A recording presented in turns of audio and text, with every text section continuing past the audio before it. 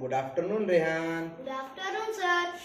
Okay, Rehan. Today we will see some important daily useful English sentences. I will ask you in Marathi. You translate it in English. Okay? Okay, sir. माझे पुस्तक कुठे आहे? Where is my book? मला भूक लागली आहे. I am feeling hungry. कृपया दरवाजा बंद कर. Please close the door. तू पंखा बंद करू शकतोस का? Can you switch off the fan? मला माझ्या गृहपाठामध्ये मदत हवी आहे. I need help with my homework. आपण दोघे टीव्ही पाहूया. Let's watch TV together. मला माझी रूम स्वच्छ करण्याची गरज आहे. I need help to clean my room.